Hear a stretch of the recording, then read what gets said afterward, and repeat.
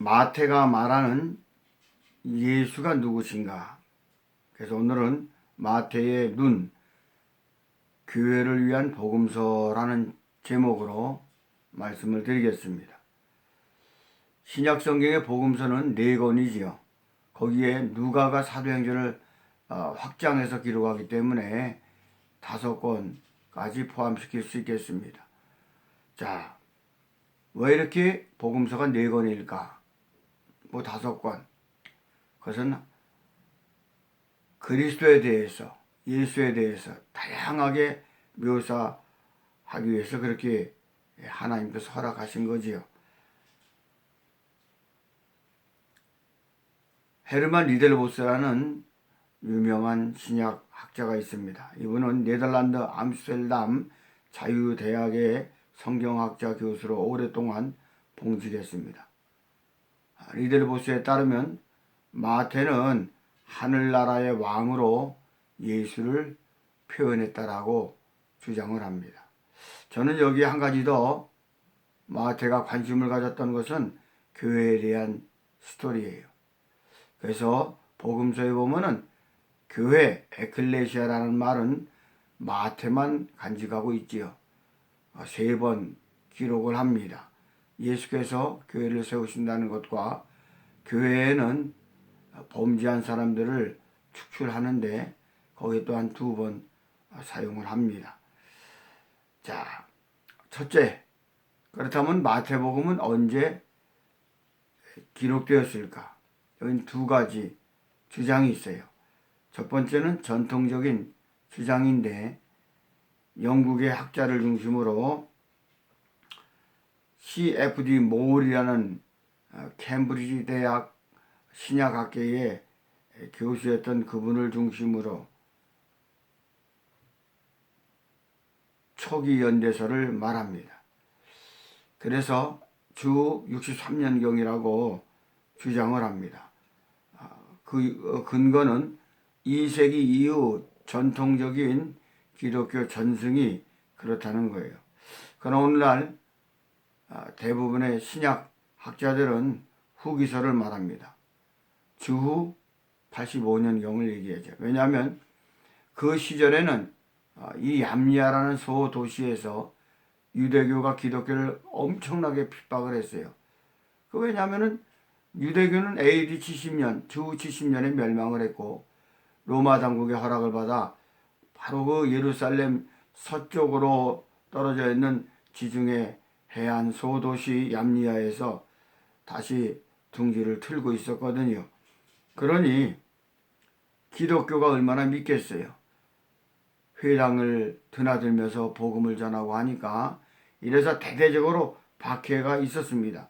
바로 그때 마태가 교회를 보호하고 또 이 예수께서 회당에서 앞으로 핍박이 있을 거다라는 그 말씀을 기억하며 이 마태복음을 기록했다는 거예요. 자, 이제 본격적으로 그렇다면 마태는 예수에 대해서 어떻게 증거하고 있는가? 저는 여기서 3가지를 제시합니다. 예수는 다윗의 아들이라는 거예요.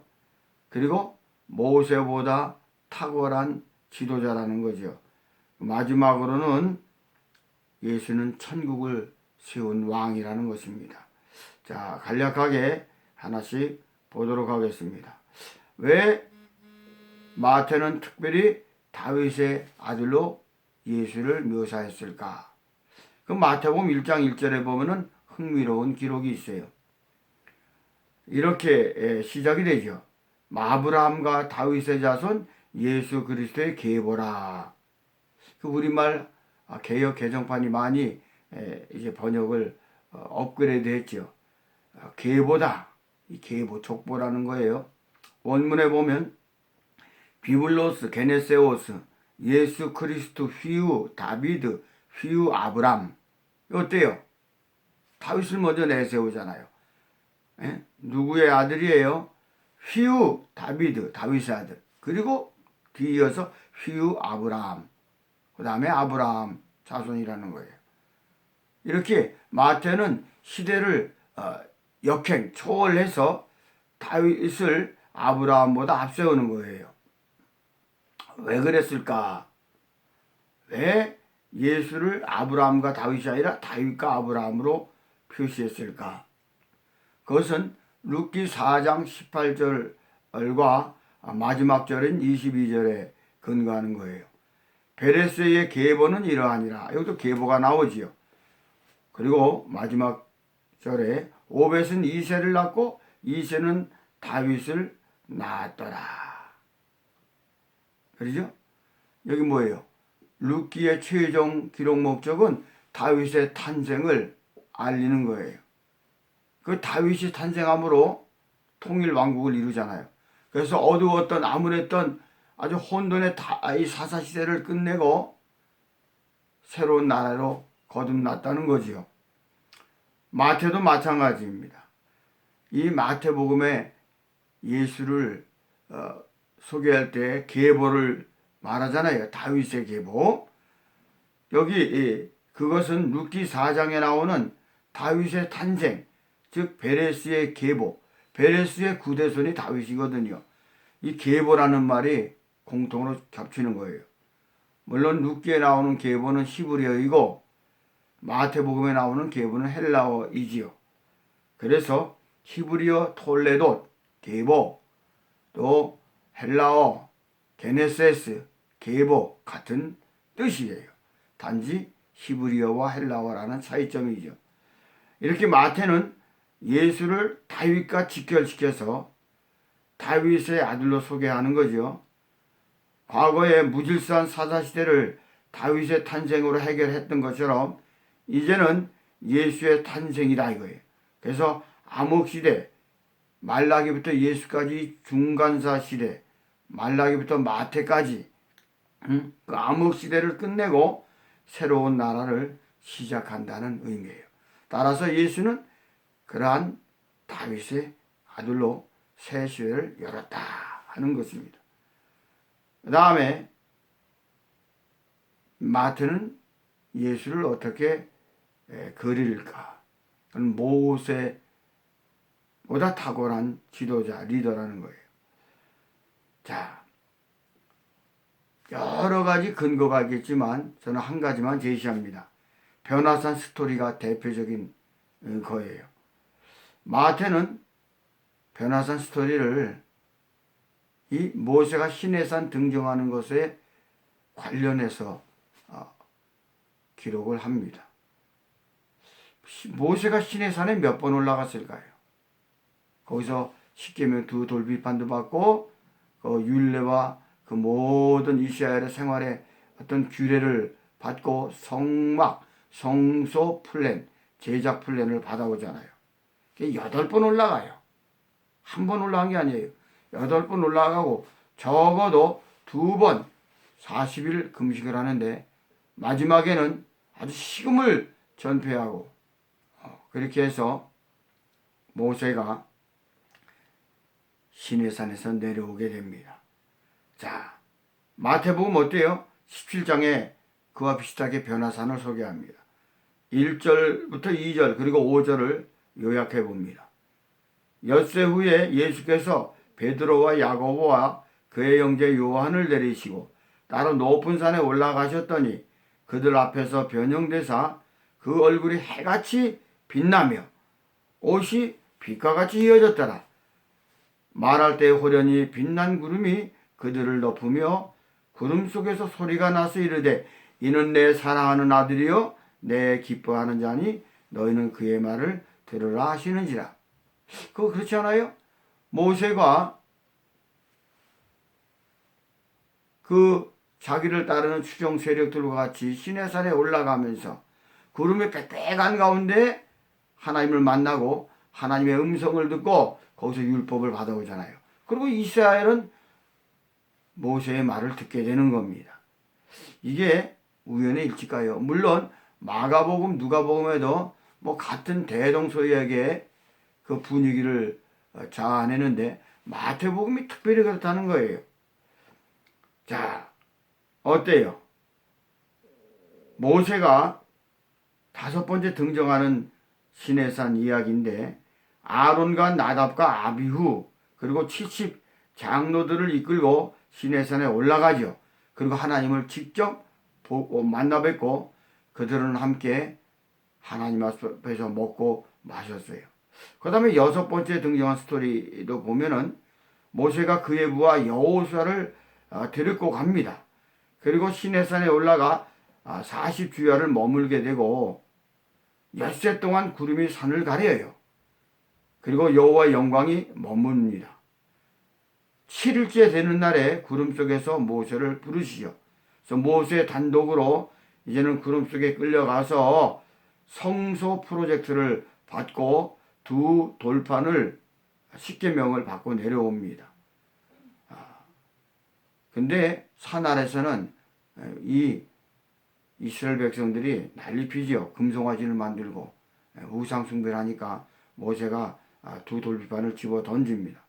그리고 이제는 여덟 번째 등장하는 스토리이죠. 모세가 다시 시내산에 올라가서 이제는 자기가 직접 만든 두 돌판을 가지고 하나님이 주시는 글을 새겨옵니다. 여기에서 또한 40주야를 식음을 전폐하고 금식을 하는데 하나님과 대면을 하는 거죠. 바로 그때 하산하게 되는데 그의 얼굴 피부가 광채가 났다고 했어요. 따라서 이스라엘 회중이 두려워해서 모세의 얼굴을 수건으로 그의 얼굴을 가리웠다 했습니다. 이렇게 예수는 모세 스타일로 기록이 돼요. 옛 모세보다 뛰어난 새로운 새 모세상이에요. 그분은 교회 창시 발언을 했고요. 그리고 엿새 후에 변화산에서 얼굴이 해같이 빛났다는 겁니다. 모세와 엘리야도 만났고요. 그리고 구름 속에서 하나님의 인정을 받았지요. 그래서 베드로, 야고보, 요한은 그 후에 예수의 말을 청종하게 되는 겁니다. 이렇게 마태는 그의 복음서를 통해서 당시 박해 속에 있던 유대교의 박해를 받고 있었던 교회에게 격려하는 겁니다.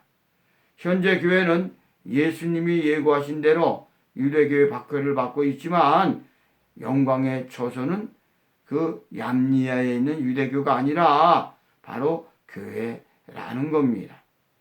자, 이제 마지막으로 마태는 예수를 어떻게 기록을 할까? 천국을 세운 왕이라고 하는 겁니다.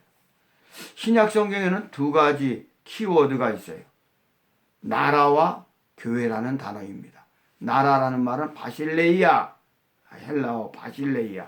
교회는 지난번 언급했던 것처럼 에클레시아예요. 에클레시아. 이렇게 마태는 특별히 두 단어를 중심으로 그의 복음서를 두드러지게 강조하는 걸 보게 됩니다. 자, 마태가 언급한 나라 바실레이아에 대해 살펴보겠습니다. 신약 성경에 이 나라라는 말은 162회 등장을 합니다. 나라 또는 왕국이라는 뜻이죠. 킹덤이라는 뜻이에요. 그 중에 마태는 56번 반복해 사용합니다. 이 56번 중에 세속, 나라 이런 걸 다 제해버리면은 51번을 이 하늘나라와 직결해서 쓰는 거예요. 그래서 하늘나라, 또 하나님 나라, 당신의 나라, 그의 나라, 천국 복음, 나라의 자손들, 천국 말씀, 자기 아버지 나라, 예비된 나라, 내 아버지의 나라. 이처럼 마태는 바실레이아를 직접 51번 하나님 그 나라, 하늘나라와 연결해요. 특별히 이 마태, 마가, 누가 요한복음까지 이 나라에 대해서 하늘나라 또는 하나님 나라에 대해서 강조하는데 하늘나라라는 말은 마태복음에만 나와요. 마태만 하늘나라라는 용어를 써요. 왜 그랬을까요? 유대인들은 하나님의 이름을 직접 거명하는 것을 두려워했어요. 감히 그렇게 하지 못했어요. 그래서 우회적으로 돌려서 하늘나라다 이렇게 했다는 거예요. 자, 이렇게 마태는 예수를 하늘나라와 연관해서 기록을 하는데 바로 그 하늘나라를 세운, 천국을 세운 왕이라는 겁니다. 자, 그 다음에 또 근거로는 마태복음에는 10가지 기적이 수록이 돼요. 뭐 병자를 주로 고치고 귀신도 내쫓고 그리고 이적을 또 갈릴리 바다를 잔잔케 하는, 이렇게 갈릴리 초기 사역을 이적 기사로 요약을 하는데 10가지만 뽑아서 수록해요. 뭐 예수께서 기적을 뭐 10가지만 했을 수 있겠어요? 10이라는 숫자는, 이거는 10이라는 숫자는 유대인들에게 완전 숫자, ordinal perfection, 숫자에 말하면 완전 숫자의 개념을 갖고 있고, 또 그 10가지 이야기를 이렇게 요약을 합니다. 예수께서 모든 도시와 마을에 두루다니사 그들의 회당에서 가르치시며 천국 복음을 전파하시며 모든 병과 약한 것을 고치시니라. 천국 복음으로, 그 복음을 전하는 수단으로 10가지 기적을 행하셨다는 거죠. 이거는 왕의 기적, 즉 자기 백성을 완전하게 돌보다는 암시를 하는 거예요.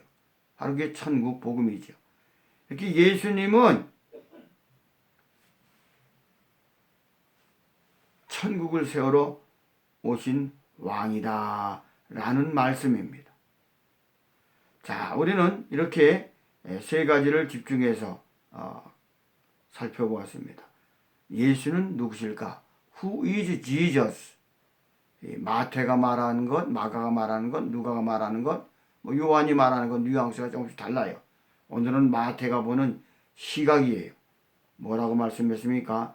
마태는 다윗의 아들로 암흑 혼돈의 시대를 마감하고 새 시대를 여셨다. 다윗의 아들이다. 그 다음에 모세는 어때요? 예수는 모세보다 더 뛰어난 새로운 지도자로서 이 땅에 오셨다. 그래서 새로운 이 세계명 말씀을 주시고 제자들은 그렇게 청종할 수밖에 없었다 하는 것입니다. 그리고 바로 그 예수는 천국을 세우신 분이다. 자, 이제 말씀을 맺겠습니다. 이렇게 마태는 예수를 다양하게 묘사를 하는데, 그러한 예수, 다윗의 아들, 모세보다 탁월한 분, 천국을 세운 왕, 이분이 이제는 어때요? 교회를 통해서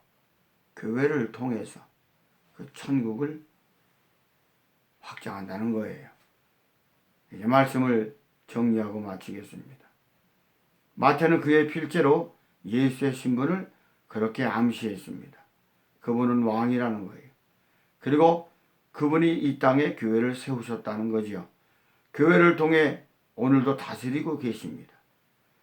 후일에는 마침내 그분의 나라가 최종적으로 완성되게 되는데, 바로 그때 그분의 나라에서 예수의 통치는 영원할 것이라는 거예요. 마태복음 결론이에요. 28장 18절이죠. 하늘과 땅의 모든 권세를 내게 주셨으니, 이렇게 말씀을 합니다. 하늘과 땅의 권세. 요즘 어때요? 이 세상 사람들은 정권을 서로 교체하기 위해서 땅에 속한 권세를 뺏으려고 하고 빼앗기기도 하고 혼돈 속에 살고 있습니다.